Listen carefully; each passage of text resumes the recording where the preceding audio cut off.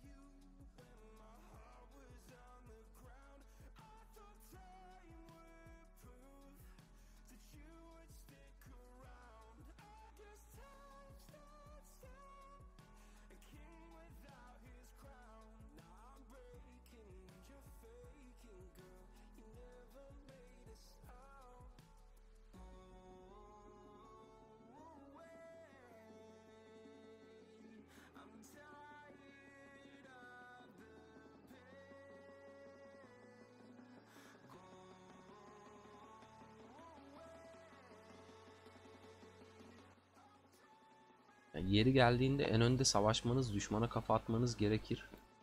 Ama şu anda hani antik kalıntı savaşı yapıyoruz.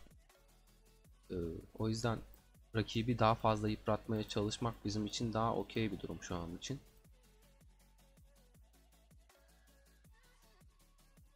Yani kalıntılar aslında hani onur puanı elde etmek için rakiplerin birbirini tarttığı ve birbirini yıprattığı yerler. Asıl olay kralın topraklarına başlıyor. Yani burada Evet, evet. yaptığımız Şu an savaşla güç gösterisi. kralın topraklarında yapacağımız savaş aslında aynı değil. Kralın topraklarında alanı ele geçirmek için gerekirse hani çok fazla odak almayı kabul edebileceğimiz şeyler yaşayacağız. Kafa atacağız. İşte gerekirse hastanemizi çok dolduracağız. Hızlandırmayla çıkartacağız. Ve bir an önce savaşta üstünlük sağlamak için her şeyi yapacağız. Ama burada mümkün olduğunca rakibi yıpratıp hastanesini doldurup verebildiğimiz maksimum hasar bırakıp onları kralın topraklarına kadar gerek hastane hızlandırması anlamında gerek de kaynak anlamında yormaya çalışıyoruz. Asıl elde etmeye çalıştığımız şey hastane hızlandırmalarını bitirmeleri bu adamların. Burada Ethelfield kaymış arkaya ve onu ben çok geç fark ettim konuşurken. Şunu almamız lazım ya. Ondan ne ağır yaralı alıyorlardır şu anda var ya. Evet. Of, Burada Edward var bir tane. patladı. Çocuk bayağı, ben çocuğa odaklandığımı zannederken çocuk kayboldu yani haritada. Bir tane Minamoto var tam ortada. Gördüm, hemen var. Koşuyorum da. Ama geri Biraz çekiliyor lag gibi. var. Evet, Ben lag var. aşağıda Belisarius görüyorum da çok. Ben odaklandım Minamoto'ya. Minamato'ya ben de geliyorum şu an. Minamoto Arkasında da Jeanne d'Arc gelmiş bir de. varmış. Oo, Harika. yürek yemiş gerçekten. Hani buff atmak isteyebilirsin de bunu Minamoto ile yapman doğru değil bence. Yani bizim de mesela alanda Jeanne d'Arc getiren insanlar var. Bunu istedik, insanlardan talep ettik, gerçekten lazım çünkü. Ama Konstantin'le getirdim. Ama hani ya Konstantin'le, hani piyadeyseniz Konstantin'le getirmeniz uygun. Ya da hani Saladin'le getirmeniz daha uygun. Şimdi Nuke ağaca sahip, beceri ağaca sahip bir tane komutanla getirdiğiniz takdirde onların daha kırılgan olduğu bilindiği için direkt odak alan ilk hedefler onlar oluyorlar alanda. Ama destek ağacına sahip olan bir komutanla getirdiğiniz zaman hem Nuke'e göre biraz daha hani yakın öfke yenilemeye sahip oluyor o komutanla. Yani yine hani Nuke'e yakın bir öfke yenilemeye sahip oluyor ve sürekli buff atabiliyor. Ve daha geç odak alma tercihindeler. Bunda da işte piyadede Konstantin var. İşte süvaride Saladin var. Öfkeyi yenileyip mümkün olduğunca çok fazla buff verip bir yandan da işte bu alanda mesela bizim şu çember bir şeklinde bir Jeanne d'Arc bize bir buff verdiği takdirde piyadeye sağlık verecek, süvariye savunma verecek ve hastane masrafını çok ciddi oranda düşürecek. Okçu olsa saldırı verecek ama yani zaten şu alanda çok fazla okçu kullanan insanı göremiyoruz. Nadirdir yani. Cengiz bir tanesi kaybetti kontrolünü. Şu anda herkes ona vuruyor. Yani o adama yazık şu anda gerçekten. Yani belki 10 kişi, 20 kişi vuruyorlar ona. Kişi başı 7K hastane verse, T5'in masrafı biliyorsunuzdur hepiniz. Çok pahalı yani. O yüzden böyle hataları affetmemeye çalışıp siz de en az şekilde hata yapmaya çalışın ki rakibinizi iyi yıpratabilin. Tekrar hani söylüyorum, antik kalıntı rakibinizi mümkün olduğunca yıpratmanız gereken bir yer. Şurada Santuz var mesela, şuna bir sürpriz diyelim. Tam aramıza daldı bu arada Santuz'u. Kaçırma onu. Yok, şu anda bizim taktiğimize göre ben aşağıya gittim. Duvarla oynadığım için. Ha, Duvarlar şimdi ona ruin'in- başladıysak Evet, okey, sıkıntı ruin'in yok. içinde Normalde bir planımız vardı ve o plana sadık kalarak başlamadık. İlk başta çünkü çok erken başladı yani kalıntı savaşları. 1,5 saat öncesinden başladı. Şimdi artık yavaş yavaş korkarak gidiyorum o tarafa ama şöyle bir geriye çekeyim. Şimdi yavaş yavaş kalıntının süresi geliyor. 17 dakika sonra kalıntı açılacak. Aşağıdan buraya sızanlar olmuş. Süvarilerin görevi bu tarafı, bu kanadı tutmak. Piyade veya varsa okçuların görevi, intikal hızları düşük olduğu için en kısa kanadı tutmak. Yani rakibin direkt geleceği tarafı tutmak ve orada rakiple savaşmak. Yani o noktada biz de artık burada devam edeceğiz. O biraz aşağıya geçti süvari olduğu için. Burada bir sürü Richard var. Bakayım. Burada birileri bizim içimize doğru yürüyor ama.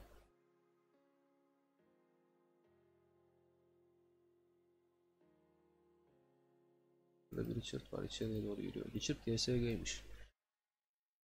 Mesela Richard YSG'yi fark ettiğiniz direkt kafa atacaksınız. Yani direkt kafa atacaksınız. Çünkü adam hani mümkün olduğunca fark edilmeden kill kasmaya çalışıyor ve hani bu artık 3. KVK'da 4. KVK'da izin verilmemesi gereken, oyuncuların tecrübesinin arttığı bir ortam olduğu için cezalandırmanız gereken bir hata olmalı.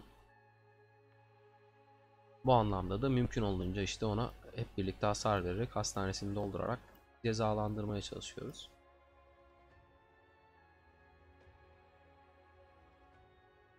Burada da bir şeyler var. Oraya doğru yanaşıyorum. Richard Battlefield mesela. Güzel düşünülmüş. Supportif etkilerinden, debuff etkilerinden faydalanmak istenmiş ama burası onun yeri değil. Yani Richard Jeanne d'Arc bir şekilde buraya girdiğinizde iki kıta var. Yanında hani Alex var. Bir de kendisi var. Hani onların kalabalık olduğu alanda durup birliği için debuff atmaya çalışmalıydı. Buraya girmesi hata onun için. Çünkü burası bizim kalabalık olduğumuz alan. Şimdi şuradan geri çekileceğim bir tık. Ortada biraz daha iştahımı kabartan ordular var. Mesela geri çekilmekte olan bir ordu varsa ve sizin kalabalık olduğunuz yerin ortasından başlıyorsa, adamların kalabalık olduğu yere daha varsa mümkün olduğunca o orduyu takip edip vurun. Ama kontrolünüzü kaybetmemeye de dikkat edin. Bakın mesela ben burada hemen kaçmaya başladım, geri çekilmeye başladım. Çünkü hattı biraz daha düzgün tutmam lazım. Şurada mesela bir Richard var, ona doğru gideceğim. Mümkün olduğunca hani koordineli pushlamaya çalışıyorum. Yani koordineli ittirmeye çalışıyorum rakibi. Burada mesela bir üstünlük alınmış. Çoğunluğumuz var. Şurada 2-3 kişi vardı. Oraya desteğe gittim. Şunu keseceğiz, şunu keseceğiz. Ondan sonra buraya desteğe gideceğiz. Hani bir kanat halinde itmeye çalışıyoruz. Yani bir eşitlik sağlamaya çalışıyorum ittirme konusunda, destek verme açısından. Çok güzel bir raporum oldu. 2 İskender ağır Boğanyu yaralı. gelmiş adam. Evet. 15k ağır yaralı almışsın. Tebrik ediyorum. Ben Afiyet almadım, olsun. o aldı. Adamdan 15k kill almışsın yani kastım hani şu an ve kazanmışsın T5 yani kill, o evet. anlamda söyledim. Pardon, T4'müş. Yok zaten T5 o kadar hastaneye düşmez. Hı hı. T5'ten o kadar kill alman için 20 ordu falan etrafını çevirip vuruyor olman lazım. Kırılgan bir komutana anca öyle oluyor.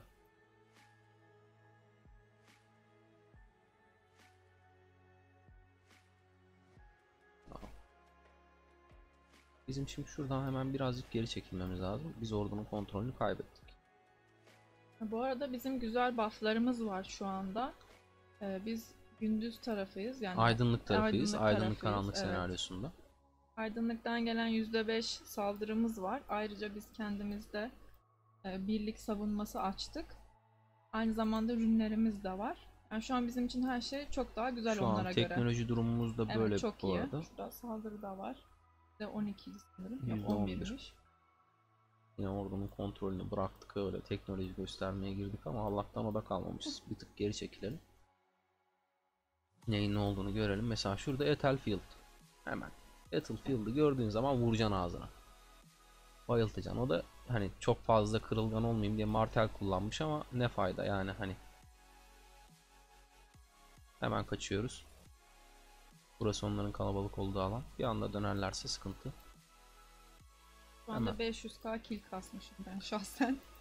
Mesela şurada adam bu Kusunokili yine geldi ve içimize doğru koşuyor. Ben onu gördüm, direkt hani patlamadan bir iki vurabilir miyim diye yürüyorum. Eğer patlayacak gibi olursa direkt geri döneceğim. Yok, buna yetişemeyeceğiz. Piyadenin laneti.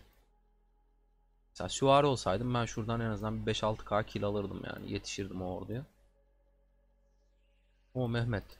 Şurada Mehmet Herman var. Mehmet Herman Harika. niye var yani hani Mehmet Erman herhalde birinci KVK'sını oynuyordu. 22'ye göç ettiği gibi hissettiriyor yani. KVK'lar ilerledikçe komutan tercihi çok önemli. Gerçekten hani sizi çok yıpratacak komutan tercihlerinde bulunmanız savaştan alacağınız verimi de düşürüyor. Bir de şöyle bir şey var, hani son dönemlerde işte yorumlar alıyorum, hani diyor işte abi ben hani nasıl göç edeceğim, işte benim krallığımda hiç paket çekilmiyor. Paket çekilen bir yerlere gitmek istiyorum falan diyor. Hani bunun araştırmasını siz yapacaksınız ama bulduğunuz güzel krallıkların da sizi kabul edebilmesi için düzgün kill istatistiklerine sahip olmanız gerekiyor. Yani T5 killinizin ve T4 killinizin hani hesabınızın güç durumuna göre kabul edilebilir seviyede, iyi seviyede, savaşçı olduğunuzu gösterecek seviyede olması gerekiyor. Yoksa hiçbir krallık dışarıdan biri gelsin benim çektiğim paketleri alıp kendisini güçlendirsin diye bir politikaya gitmez. Özellikle hani ne olduğunu bilen ve gelecekle ilgili planlama yapan, daha iyi krallığını taşımayı düşünen krallıkların hiçbir tanesi size bu kapıyı açmaz. Bu noktada hani alanda kill kasmak için seçtiğiniz komutan tercihiniz de önemli oluyor ki hani burada işte az önce gördüğünüz Kusunekilerle işte atıyorum Mehmet Ethelfield'larla vesairelerle savaşmayın ki hani verimli kill alabilin. Bir yere göç etmek istediğinizde de kabul görebilin. Çünkü gerçekten kıymetli krallıklar yani alışveriş yapan krallıklar sizi kabul etmesi için sizden bir performans bekliyorlar. Gerçekten bunun hakkını verebileceğinizi görmek istiyorlar. Oyun bilginizi ve kill'inizi iyi olmasını bekliyorlar. Yoksa kimse babasının hayrına hani sen bize göç etmek istiyormuşsun. Bize aşıkmışsın. Bizi çok seviyormuşsun. Gel o zaman yarın başla demiyor yani. O yüzden biraz daha işte komutan tercihlerinizin düzgün olması gerekiyor ki kill kasabilin. Şurada bir Elcid gördüm. Allah'ım Allah'ım. Martel'i sal, Elcid'e koş. Oo, Elcid YSG bir de. Üf. Martel'le hiç uğraşmayacağım. Direkt. Hani gördüğünüzde affetmeyin dostlar. Yani vuracaksınız. Acımayacaksınız. Acırsanız size acımayacaklardır. Mesela Elcid'in intikal hızı çok yüksek olduğu için piyadede okçuya göre düşük intikal hızına sahip olduğu için yetişemedik. Ama yine vurduk yani. Yarıdaydı canı, daha da azaldı. Şurada mesela Guan Santus'u var. Koşacağız oraya. Baya ittirdik adamları. Dövüyoruz şu anda alanda. Zaten bu zamana gelene kadar bayağı yıpratmıştık. Sokol Edward kullanmaya başlamış. Adam okçu muydu ya? Ama karma. Edward niye kullanıyor anlamadım.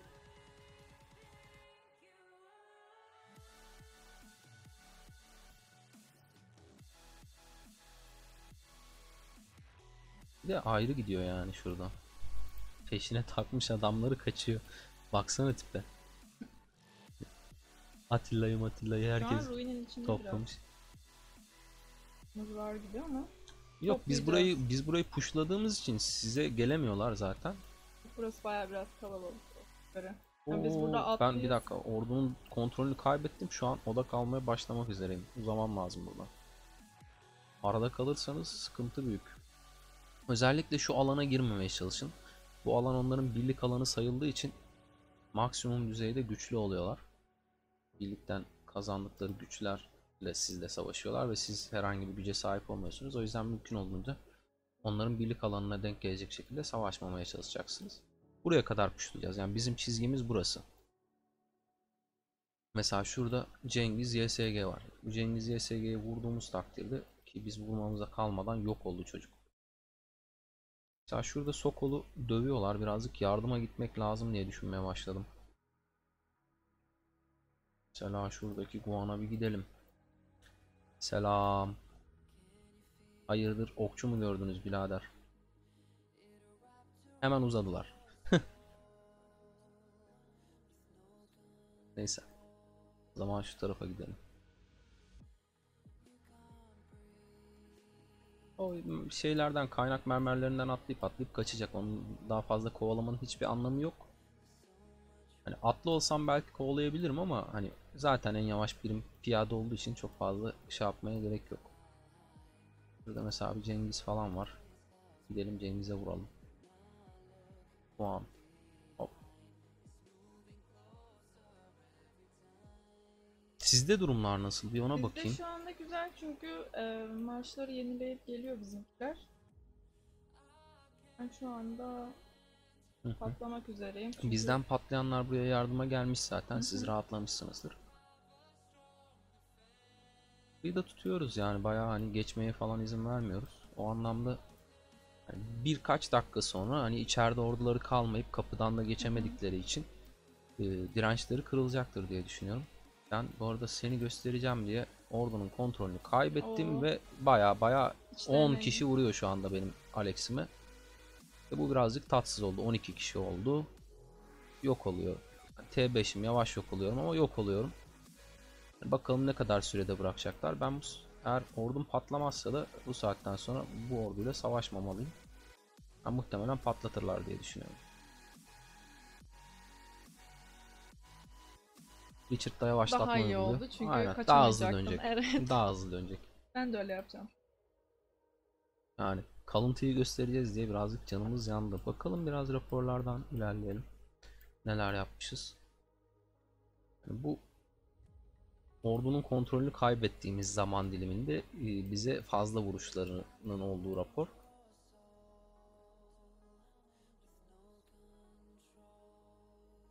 Yine de hani biz fazla hasar almamıza rağmen belirli bir noktada hasar verebilmişiz. Ben şu an 500k düşman birimi öldür ya da ağır yaralayı yapmış oldum bireysel haçlı başarılarımda. Böyle sana göstereyim. Videoya da İyisin tabii. koymak istersen sesini alayım. Yok canım, yani zaten o haçlı görev, onu yapacağız, o az bir oran bizim Evet. için. Zaten en az bir 20 eme var gibi gözüküyor yine. Her KVK olduğu gibi. Afiyet olsun. Bakalım. Oo bak. Aa, O çok güzel bir LC'de rapor şu an. yarı canda Hı yetiştiğim hı. hani ve patlatamadım, hızlıydı mesela. 8K ağır yaralı almışız LC'den. T4 Osmanlıymış. Oy, ne yapmışız adama ya. Oo, ne birimi Ay, T4 mü? Bakalım. evlerden bırak. 50 level Aa, cacayla da gelinmez be kardeşim. Hadi. Oho, benim istatistiğin ağzını etti bu adam. Sen neymişsin be dostum? T3 mü? Şaka yapıyor olmalısın. T3'e vurmuşuz. Adam ne işi var T3'te orada ya? Mesela hani az önce şeyden bahsediyordum ya dostlar.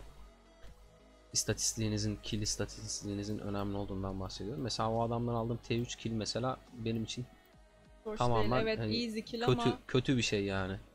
T3 killer oluyorsun. Ama o olacaktır. Hani ben hiç T3 kill almamaya, T2 kill, T1 kill almamaya çalışıyordum. Farm falan da öyle çok hani aram yoktur yani. Kill event'e oynayacaksam bayağı giderim vs atarım birileriyle. Ama şöyle bir şey oluyor. KVK'nın sonuna doğru şehir sıfırlamaya başlıyorsunuz. Şehir o sıfırlamaya bir şey başlayıp rica kaynak edebilir çekmeye miyim? çalışıyorsunuz ve farmer hesaplarda T3'ler, T1'ler, T2'ler çok fazla oluyor ve oradan mecburen kill alıyorsunuz. O da işte sizin savaşçılığınızla kapatmanız gereken bir band. Yani T5 killinizin kalitesi ne kadar yüksek olursa hesabınızın seviyesine göre ve T4 killiniz ona göre Bir ayarlarsınız. şey rica edeceğim de Evet. biraz önceki raporu birliğe atar mısın? Lütfen. Hangisini? T3 T3 killi mi? olanı, evet. Yani NBA gibi bir birliğe hiç yakışmıyor. Değildi. Arıyorum. Tavşanlı bir şey vardı sanırım. Ha şu. Sanırım. Onu evet lütfen. Favorilerine de ekler misin? Tamam, favorileri ekledik. Yaparız. Raporlara bakmaya devam edelim dostlar. Yani şurada 13K mesela ağır yaralı almışız adamdan. 1K vermişiz ve bunlar demin baktığım üzere T4'tü. İşte okçu ile gelmiş. Mesela okçunun kırılganlığı T5'ten itibaren bir şeylere daha yatkın olmasının sebebi de bu. Hani savaş alanına giriyorsunuz, odağı yiyorsunuz ve adamların sadece kill kasmasını sağlıyorsunuz gibi bir şey oluyor. Ha, yeni gelen komutanlarla bu olay biraz daha farklı noktaya gitti. Özellikle bu Nabukadnezar ve Cyrus'la birlikte top noktaya çıktı ama Artemis ve Ramses'le çok daha güzeldi. Bakalım. O burada da mesela Richard Santuz'u varmış. O güzel. Güzel kill almışız buradan. Sen yolda mısın? Neyse daha fazla inceleme yapmayalım. Yine şey yapalım. Ordumuzu hemen yenileyelim. İki alet hızlı döndü. Bu arada patlamış hali. Eski bug'ı kaldırmışlar şu an. İçeriye giremiyoruz değil mi? Evet. Yani aynı anda. Eskiden şöyle bir şey vardı dostlar. Sizin ordunuzu patlamadan çekip içeriye yeniden bir ordu daha gönderebiliyordunuz ve içeride iki ordunuz olabiliyordu. Ya da hani dönerken dışarıda bir yere tıkladığınız sırada içeriye ordu yollamaya başlayabiliyordunuz. Ordunuz döndüğünde yeni bir orduyu içeriye sokmuş oluyordunuz. Yani şu kapıdan çıktığında yeni bir ordu içeriye girebiliyordu. Başka bir yere çevirdiğinizde hedefini, içerideki ordu. Ama işte onları kaldırdıkları için şimdi tamamen şehrinize gidecek ve hani geri içeriye girmeniz gerekecek gibi bir şey var. Ben de bir haçlı başarısı yapmışım. 500. Ben de aynı ödülü aldım bu arada. 500k düşman öldürme görevini tamamlamış bulunmaktayız. TTC de geliyor. Sarıca Hanım da geliyor. Evet. Biz onlardan bahsettik mi hiç? Ben şu anda güney tarafta Güney Boğazı puşlamaya gittim. Böyle yapalım. Çok fazla İyileştirebildim mi? Aynen yok. Evet, fazla lag var. Bakıyoruz. Biz bu arada böylece aileyiz.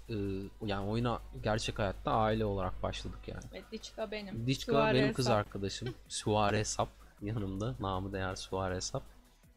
Babo benim gerçekten öz abim. Sharira da onun eşi. Bir gün oturuyorduk. Abim oyuna başladığını söyledi. Hadi siz de başlayın deyip hepimizi başlatmış oldu. 2 senedir de kanserleniyoruz. Evet. Onun dışında da işte şu anda mevcut oynadığımız ekiple de zaman içerisinde tanışıp aile olduk. Evet, buradan da selam olsun. Buradan onlara da selam olsun. Hindi Bey'e, Kılıçları keskin Hel olsun. Bey'e, herkese. Bu arada ben ekipmanlara bir çeki düzen vermedim daha.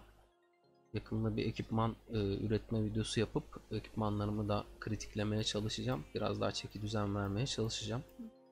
Şu an hallerinden ve şeylerinden memnun değilim.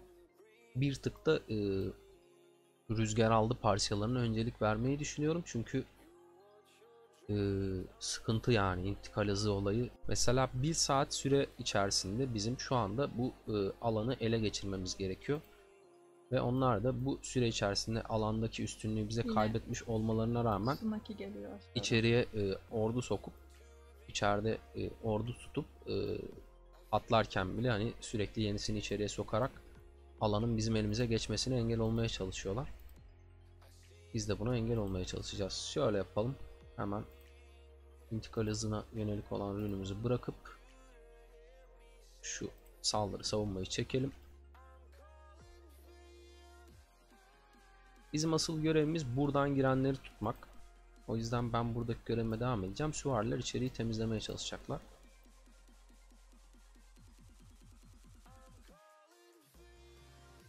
Tamam.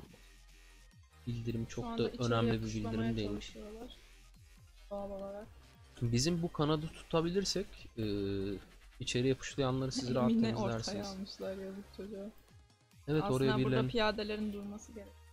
yavaş yavaş ilerliyoruz oraya doğru. Ya şurada mesela siz süvariler olarak oraya odaklanabilirsiniz ama buraya mesela birilerinin gelmesi lazım. Piyadelerden özellikle. Deminki hat birazcık bozulmuş gibi oldu. Ben şu an mesela fazla önde kalacağım.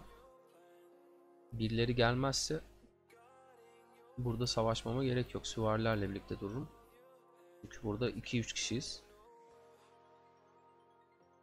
Piyade hattını buraya çektiğimiz takdirde ya da şuraya çekip birazcık puşlamaya başladığımız takdirde ittirmeye anlamını söylüyor. Yeniden burada bir kümelenme yaratırız. Ama o olana kadar bizim hani en ön safta tek başımıza Alex YSG halimizde durmamız doğru değil. Ne yapıyor mesela? Şurada bir tane Santuz var. Üzerimize doğru yürüyor. Canı da yok. T3 falan olmasın bu? Olabilir. T3 gördük yani. Ben bir şey demeyeceğim. Evet, bu gözler T3 gördü. Şu anda Caco benim Cengiz'ime saldırıyor. O kadar güzel. Şurada birini dövüyorlar. Kim olduğu görünmüyor. Vuralım da kim olduğunu bilelim. Ha, vuramadık, öldü. Sigaradan gitti adam. Bir Santuz'u daha var. Koşalım. Yavaş yavaş burada toplanmaya başlandı ama buradakilerin bazıları piyade değil. O yüzden İyice piyade olmayı beklememiz lazım. Ondan sonra yine kapıya doğru pushlayacağız. Piyadeler hani ittirecek. O arada süvariler zaten içeriği temizlemiş olurlar. Hı hı. Biz kapıyı kapattığımız takdirde, yani kapıya doğru ittirdiğimiz takdirde zaten çok fazla içeriye doğru gelebilecek adam sayısı olmadığı için bir yerden sonra sunak bize geçecek. Ondan sonra da zaten içeriye çekilip sadece sunağın içinde duracağız. O adam niye Boğdika gördüm. Şu an inanamıyorum. Martel'in arkasında loharlar falan. Aşağıda Boğdika gördüm. Bu gözler neler görüyor ya.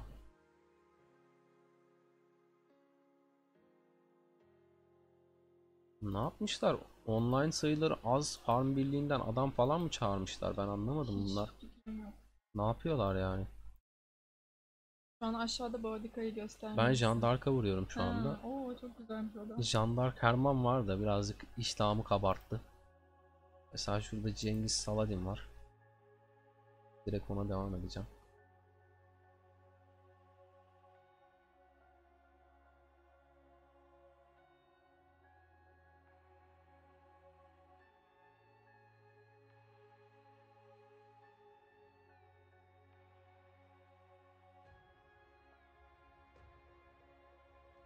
Oy. Ne biçim vuruyoruz adama ya. Bu adam orada muhtemelen patladı ama biz daha hani patladığını göremedik lagdan dolayı. O kadar çok kişi vuruyor ki adama. Hemen öyle göstermiyor yani oyun. Gösteremiyor daha doğrusu. Bu da bir mobil oyun sonuçta, yani hani ondan da bilgisayar oyunu gibi FPS performansı beklememiz çok da doğru olmaz.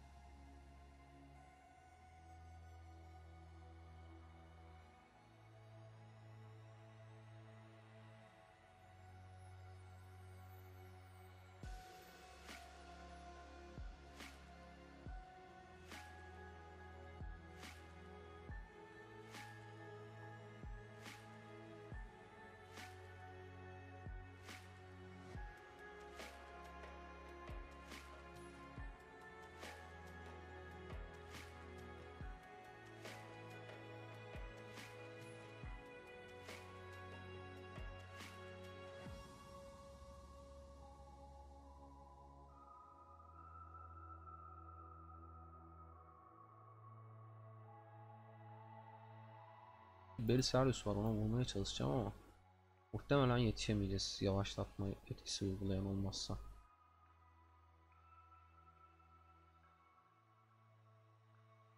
Biri yavaşlattı bu arada, biz de vuruyoruz güzel güzel.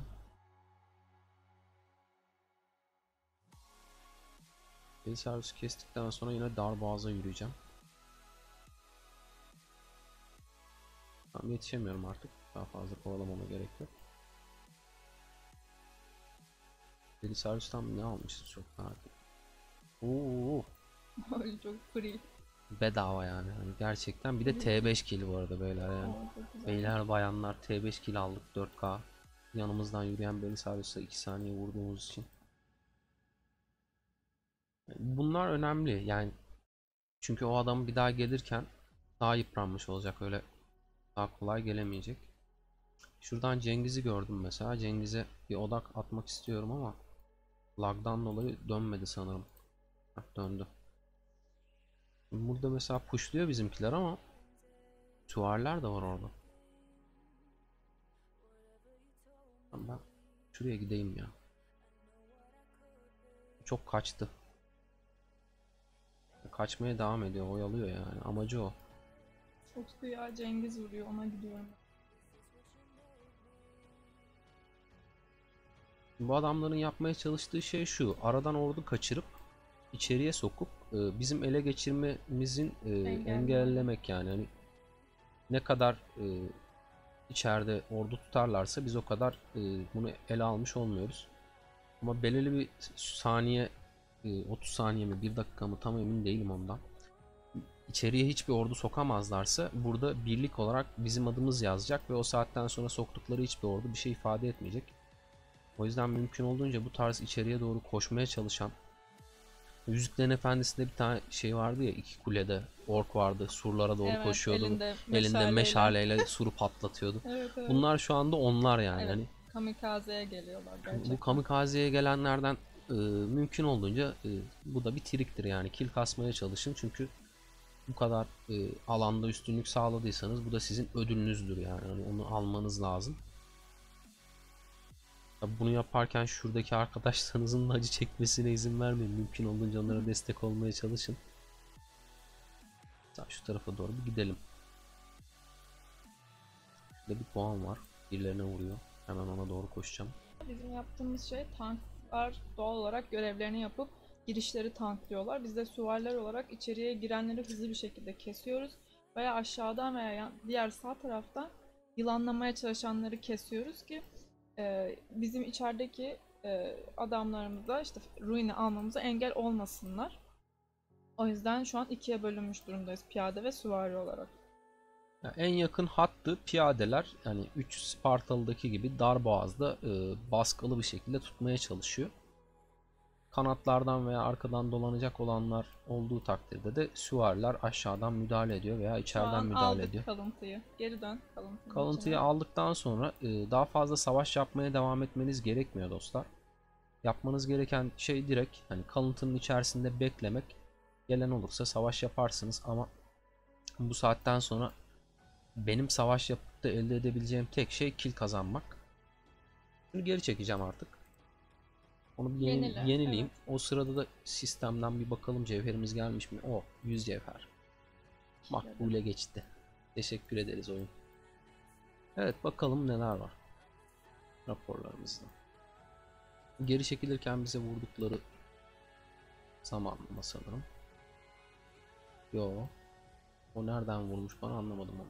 Bu liderleri bu arada krallarından biri. Bu NBA 22'nin aynı zamanda NBA 1'in liderlerinden bir tanesi. O Kingdom'un kralı zaten. Hala kralı mı emin değilim ama eskiden öyleydi. Geçen KVK'da birazcık olaylar yaşandı onlar adına. Birinci birlikle ikinci birlik arasında bir kavga çıkmıştı. Yönetimleri değişti mi bilmiyoruz o açıdan. Ama hala yönetim kadrosunda o kişi. Güzel, tatmin edici şeyler. Yani hani verdiğimize göre gayet güzel killer kasabilmişiz. Mesela şu T5 ise mesela daha tatlı. Yok, değilmiş. Bir de ben şunu söylemek istiyorum. Evet, burada T5'lerle savaşılıyor genelde ruinlerin içerisinde. Ama sizin gücünüz 20M bile olsa oraya gelmeniz kalabalıklık açısından çok önemli. Zaten genel olarak bütün hasarı %70 oranında T5'ler tanklıyor. Yani o şeyde Dalavere'nin içerisinde, şeyin içerisinde zaten lag'dan da dolayı hedef seçmek çok zor. Yani sizin komutanınız full olmasa bile Ethelfield, Jandark gelmeniz bile takımınız için çok büyük yarar. Çünkü T5'leri bufflamış oluyorsunuz. O yüzden benim gücüm düşük, komutanım yok diye düşünmeyin. Orada bulunmanız bile burada savaşan insanlar için çok büyük moral oluyor. Ya bir de psikolojik üstünlük dostlar. Evet, Şimdi yani siz birlik olarak alanda daha fazla kalabalık olursanız evet, kill almaya gücünüz yetmiyorsa bile o ortamı işte, eğer bir talep varsa supportif görev üstlenmek isteyenlerle ilgili veya işte yoksa bile hani mesaj atabilirsiniz. Yani benim gücüm çok fazla hasar vermek için yeterli değil ama ben ikinci komutan olarak ilk hani kastığım sarı komutanın arkasına jandark koyup alanda sizleri bufflamak istiyorum diye liderlerinizle bu konuyu görüşürsünüz. Hani onlara o şekilde destek olabilirsiniz ve bu gerçekten çok büyük fark yaratır alanda. Hani onunla ilgili mesela Jeanne d'Arc buff'ının alındığı ve alınmadığı ile ilgili hani VS'ler falan da var. Ben en son izlediğim bir VS'de yaklaşık 8K ağır yaralı fark ediyordu Jeanne d'Arc buff'ı almadan savaşıp alıp da savaşınca. Atilla Takeda VS'si vardı mesela. 2 tane Atilla Takeda eşit şartlarda dövüşüyorlar. Jeanne Bizde de d'Arc mesela şu an buff'ı Squeegee var, alanın Jeanne hani d'Arc. 8K daha az ağır yaralısı oluyordu. Hani süvari açısından %30 savunma verdiği için bu çok güzel bir istatistik. Buna bakalım. Bu T4 ama demin T5'te de hani 7K'ya yakın algımız var. Güzel kill kasıyoruz şu an için. Güzel de savaşlar döndü. Bu demin vurduğumuz Belisarius mu? Aynen. Hop. Buradan bir 4.5K ağır yaralı. Evet. Gördüğünüz üzere bu da T5. Yani hasar kompları bu anlamda sıkıntılı. Odak almayın, odak almayın diye anlattığım şey aslında size o. Bu adam da mesela NBI 1'in ve 22'nin liderlerinden bir tanesi. Ve bu adam çok büyük spender orada. Hesabını da göstereyim ben size şuradan kim olduğunu. Kral şu anda. O yani adam kral. Şu anın kralı o. Yani 21 milyon T5 kili var bu adamın. Ne yapmış? Oraya gelirken Guan Yu'sunun arkasına işte şeyi koymuş. YSG'yi. Mümkün olan en yüksek alan hasarını atma çabası içerisinde ama adama bir vuruyoruz ve sonucunda aldığımız rapor bu yani. O kadar sarı itemi, ekipmanı vesairesi falan var. O yüzden alan savaşıyla VS'nin arasındaki fark o. Bu adam benle VS attığı takdirde benim bu adamı aynı komutanlarla bile olsa dövmem çok mümkün değil. Hem VIP 17'dir bu adam. Hem de aynı şekilde birçok komutanının ekipmanları sarıdır. Ama alanda işler değişiyor işte. Hani birlikte savaşmanın, ekip olmanın önemi de buradan geliyor. Şimdi şöyle bu tarafa doğru biraz yanaşacağım. Eğer bu tarafa gelen olursa bedavadan kill vurmam demem. Vururum yani. Acımam. Bu KVK'da elde etmek istediğimiz şey nedir? Ben yaklaşık bir 20M falan kill belirledim kendime. 20M falan kill yapmak istiyorum. Hani bu kill'i mümkünse T5 kill miktarımı daha fazla arttırarak yapmak istiyorum. Mümkün olduğu kadar T5 kill'i daha yüksek tutmaya çalışacağım bu 20M kill alırken. Ama illaki zaten hani bunun bir 10 küsür K'sı, 15 K'sı, 15 milyonu daha doğrusu şey olacaktır. T4 olacaktır ama elde edebildiğim kadar T5 kill elde etmeye çalışacağım. Hep bütün krallıktaki herkesin şeyi alındı. Kill kayıtları ve ölüm kayıtları alındı. Bu anlamda da hani hepsi kayıt altında ve takip altında. Yani size istatistiksel olarak hani bütün krallığın aslında ne kadar savaştığının listesi elimizde olacak KVK'nın bitimine doğru. Bizim kendimizin de ne kadar kastığını görmüş olacağız oradan. Onu da hani en son KVK'nın sonuna doğru tekrar değerlendiriyor oluruz. Ne kadar kill kastığımızı da size göstermiş oluruz diye düşünüyorum. Şurada hemen bir Mundeok var, ona vuruyorum güzel güzel. Şurada onur puanı alabilirim ama zaten benim onur puanı listesine girmek gibi bir derdim yok ve onur puanı kasmak da benim için zor bir şey değil. O yüzden kill kasmanın peşindeyim. Gelenlere vuracağım ama buradan çok uzaklaşmak da istemiyorum. Çünkü o görevi yapmak istiyorum, alacakaranlık görevini. Mesela Minamoto Jeanne d'Arc var. Ona bir odaklanalım. Geçiyor gerçi ama durursa vuracağım ona. Bakalım duracak mı? Hop. Vuruyor, ben şu an vuruyorum. O kaçmaya başladı. Bakalım birazcık takip edelim. Olmadı bu durursa Guan Yu Martel durursa Guan Yu Martel'e dönerim. Minamoto durdu gibi şurada. Vuracağım oraya. Burada kalabalıklar. Ama ön hatta bir 4-5 kişiyiz ve ben alan hasarıyla hepsine vurmak istediğim için geri çekilmiyorum şu an için. Birazcık geri çekilmem lazım, evet. Şu an kuşatıldım. 3 tane kişi bana vuruyor şu an. Hani bunu dikkat etmeniz gerekiyor. İleri geri ileri geri öyle öyle ilerleyeceğiz. Birazcık senin de geri çekilmen Evet, lazım. Burada 3 kişiyiz çünkü. çekilemedim. Sen süvarisin, daha rahat geri çekilirsin. Benim geri çekilişlerim biraz daha sorunlu. Guan mesela kaçacaktır. Şuradan hemen Santuza'ya döneriz.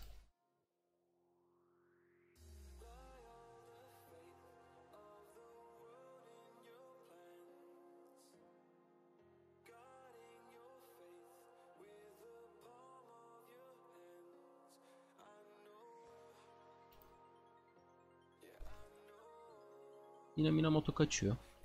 Minamoto o yüzden dönmeyeceğim. Ama şurada bir Guan var. Guan YSG bir de.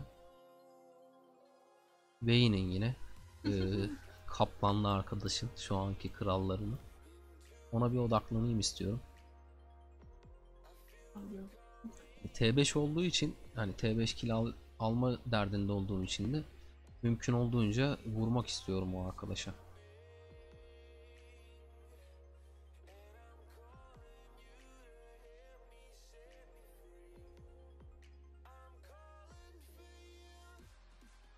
Güzel güzel dövüşüyoruz burada. Kaçmıyor, iyi.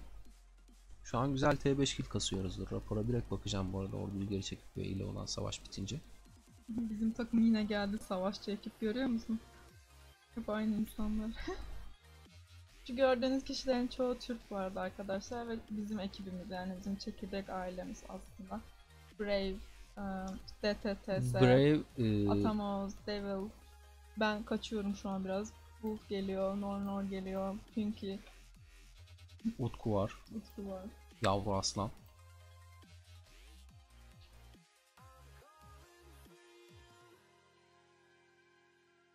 Shadow. Memo nerede?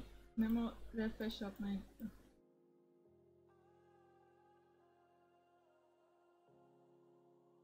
Hepsine buradan selam olsun bu arada.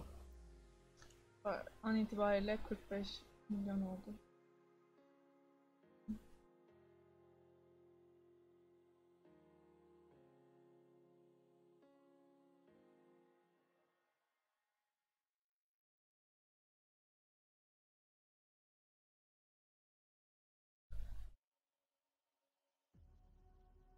Aha, Memo burada. En önde değil mi? Aynen aynen. Sunmak istiyorum. Evet. Papa'nın Guanyus'unu göstermeni isterim. Nerede? Ekipmanlarını attı da.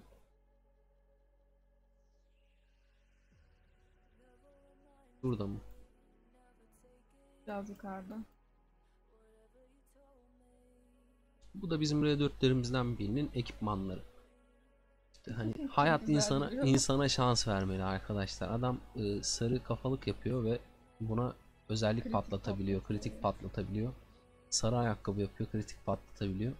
Biz daha mavi ekipmana zor kritik patlatıp özellik patlatıyoruz. Gerçekten şans meselesi. Bir de o hani yani şu neyse bunu elde etmek bir noktada kolay. Yani ne kadar KVK'ya girerseniz veya ne kadar ticaret merkezi paketini satın alıp o görevi sonuna kadar yaparsanız hani bundan elde etme şansınız var bir noktada. Yaparsınız yani birkaç tane craft edersiniz. Yani malzemesini toplamak yine zor, evet. Yine hani yapması zor, evet. Hani şey demiyorum size. Para harcıyorsanız bir noktada bunu kritikleyebilirsiniz ama bu kafalığı elde etmek gerçekten ciddi zorluklarla elde edilen bir şey. Yani onun özellik patlatılmış hali olması gerçekten büyük şans işi. Evet dostlar, bitmesine 7 dakika kaldı. 7 dakika 20 saniye gibi bir süre var. Biz alanın içerisindeyiz ve dışarıdan bize gelen herhangi bir taarruz yok. Zaten taarruzun olmasının hiçbir mantığı da yok. Burada ufak çaplı hani böyle 3-5 kişi bir kişiyi yakalayıp savaşma durumları olabiliyor ama artık bıraktılar tamamen. Artık savaş olmadığı için de ben videoyu burada bitirmek istiyorum. İzlediğiniz için teşekkür ederim. Eğer içeriklerimi beğeniyorsanız Kanala abone olmayı lütfen unutmayın. tekrar yeni bir videoda görüşene kadar Hoşça kalın.